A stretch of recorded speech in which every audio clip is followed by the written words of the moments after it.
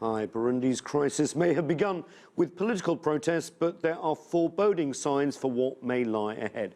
Suggestions of interference from abroad, increasing ethnic elements to the bloodshed, warnings that a full-scale civil war, even genocide, may follow. CCTV's Giram Chala begins our coverage with an update. It was last April when Burundi erupted into crisis following the decision by President Pierre Nkurunziza to seek a third term in office. More than 400 people have lost their lives in the violence so far, though some claim the toll is much higher. Nearly 250,000 people have fled the country. Burundi's former president Pierre Buyoya served during much of the country's protracted civil war that pit Hutus against Tutsis and did not end until 2006. He says it's urgent the country address the conflict. Two things. One is to stop violence, because the level of violence is too high. Many people are dying. If it does continue, we are going straight into civil war, maybe into genocide. Second, to accept inclusive dialogue. Trying to contain the violence and above all prevent a possible genocide, the African Union Peace and Security Council announced in December it would deploy a 5,000-member peacekeeping force to Burundi. But the plan was immediately rejected by Burundian authorities.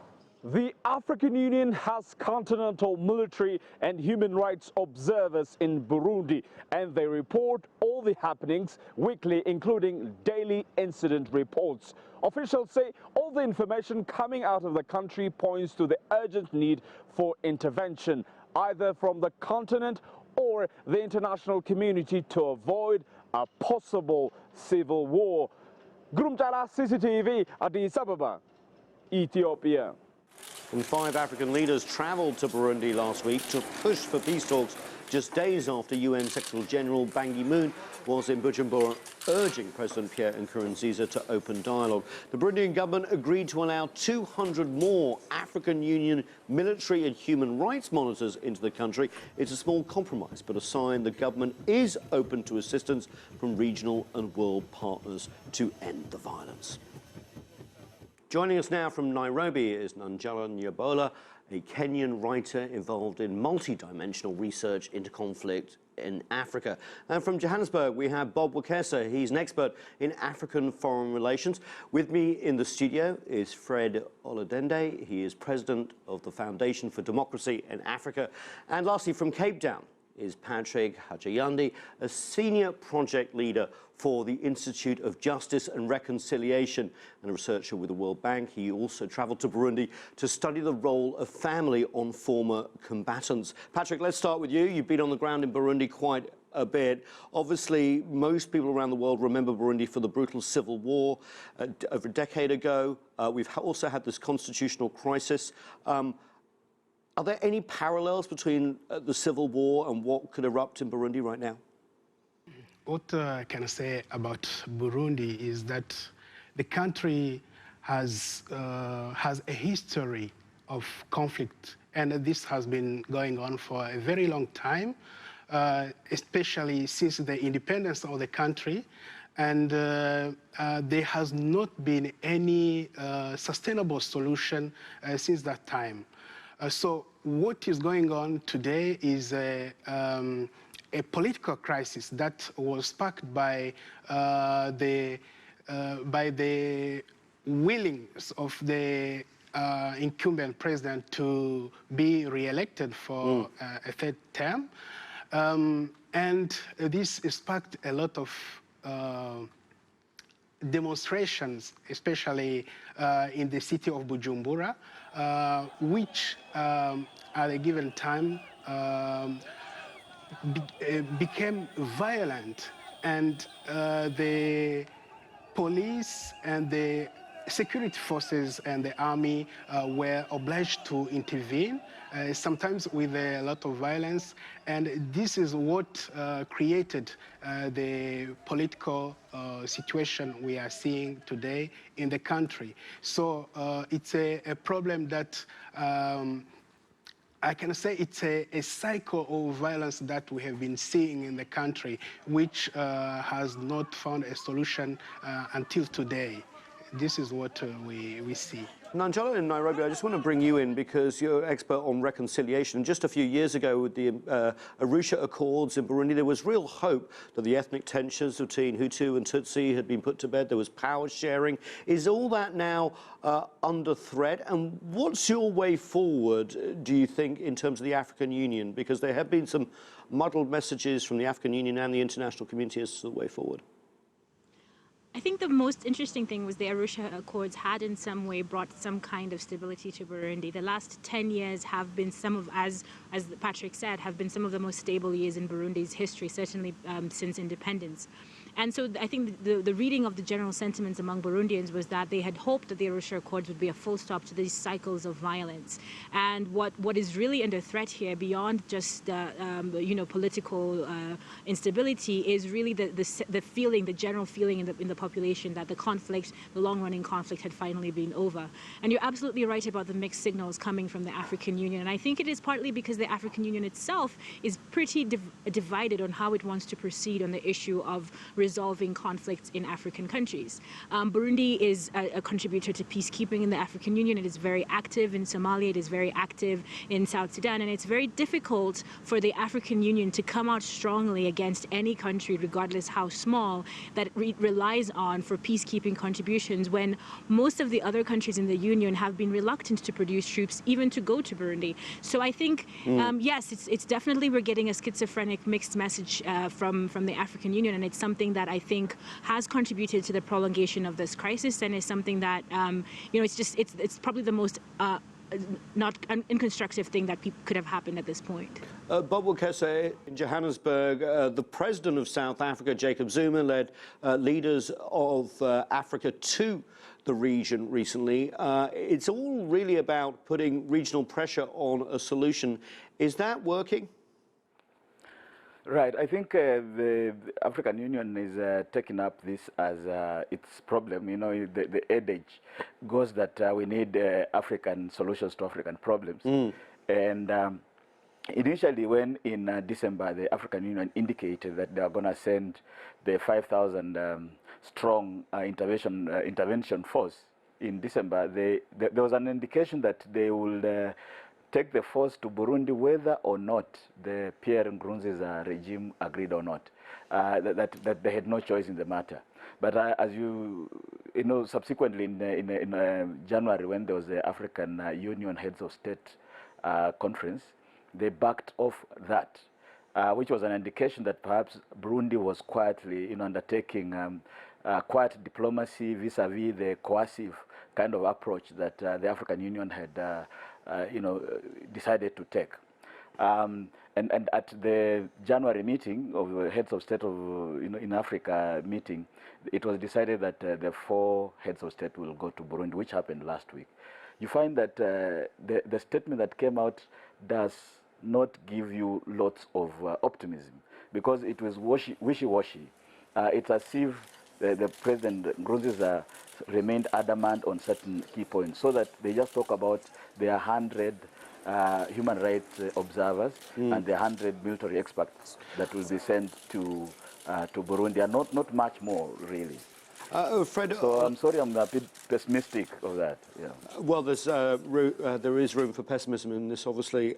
Fred, here in the studio, the African Union seemed to have a choice, obviously, whether to go in decisively and quickly, but as Fred was saying, that could also lead to a cataclysm, or to try and manage the crisis. Is the situation in Burundi at a point now where things need to act faster, or are monitors enough, considering also that some reports of the monitors that are already there aren't really leaving their hotels? So, Then I think what we're seeing here, based on Bujumbura refusal to the Peace and Security Council. The African Union Peace and Security Council. Deployment of 5,000 standby troops, and which they vigorously protested, saying they have enough troops to be able to handle the peace and security within Burundi. So in order to manage the chaos and for it to not deteriorate, I think the African Union decided during the summit under the new chairmanship of President Derby of Chad that they would send a high-level delegation, which President Zuma was asked to go in, not only to speak with the President, Pierre Nkurunziza, but also to meet with other stakeholders and to be able to evolve a process that would lead into dialogue. The solution to Burundi is going to have to be dialogue because we are in a quagmire situation right now. Nanjala, in Nairobi, I want to put you back on that point. Obviously, reconciliation between the political parties is what, and also the different ethnic groups is what people are after. Has the African Union got a plan to try and bring in this, some of the Tutsi groups that feel that they've been pushed out of this process when Pierre Nkurunziza got his third term? Is there a plan on the ground, or is it really trying to manage events because everything is so unstable? Well, I think at this point, at least from the outside, it looks like they're simply trying to manage events. One of the points that Nkurunziza has been very firm on is that he does not want to negotiate with the group, the CNRD, that has been recognized as the primary opposition figure. And that's really a sticking point because these are the people who have come out strongest and most vocally against his third term, and yet most of them are still in exile. And so by refusing to negotiate with them, Nkurunziza has actually complicated things that in other situations might have been pretty straightforward. Get everybody around the table and get them to agree on an exit plan. And more than anything else, that's what makes the situation in Burundi more complicated. The fact that all of the things that would be in a reconciliation playbook, all of the things that we would go to first in terms of bringing people together, in terms of sending in peacekeepers, in terms of getting a government of national unity in place, all of those things are off the table as long as Nkurunziza remains intransigent and sees himself as the only person who is capable of leading Burundi. I believe that really getting people around the table should be a priority, but without the guarantee of safety, without the agreement to release prisoners, his prison release program did not include anybody who was quote unquote arrested for treason. Without that kind of agreement, that kind of goodwill gesture on his part, I just see it as being very difficult to move forward in terms of reconciliation as long as he's not willing to budge on these key points that the opposition, or what has been recognized as the official opposition, even by Yoweri Museveni, is not at the table. Patrick Hajiani in Cape Town, do you agree that steps need to be taken on the ground in Bujumbura, the Burundian capital, first in terms of trust building, releasing of prisoners, reaching out between the political parties before the African Union and the region has any hope of success? I want to react on a number of points. First of all is that when the decision to deploy the 5,000 troops in Burundi was taken, I think there was no real assessment which has been done on the ground to know whether these forces is needed. Because for people who have not been in Burundi, in the capital Bujumbura especially, they cannot understand what is going on without being on the ground. So I have been there since the end of the year. I have been in Bujumbura in December and in January, especially at the end of January. So I saw how the situation is evolving. It's not a situation really which needs the deployment of troops. That's the reality on the ground. And additional to that, the recent research that has been done by the ACLED has shown that the violence actually is decreasing significantly within the country. So what happened is that there have been a change within the armed groups which have been claiming to have vowed to oust President Nkurunziza, because there are groups of people who are coming in town, handing over their weapons to the security forces and the police, because what happened is that the problem has evolved in a way that the initial issue regarding the third term of the president is no longer on the agenda, but it seems as if the regional dimension of the conflict, taking into account, for example, the issue around the arming of the refugees from the camps in the neighboring countries, is taking over, and the problem is having a more regional dimension. Especially on the diplomatic level, but not in terms of violence. In Bujumbura, the situation shows that the violence is decreasing. So what we see then within the decision of the African Union has been some decision taken based on information that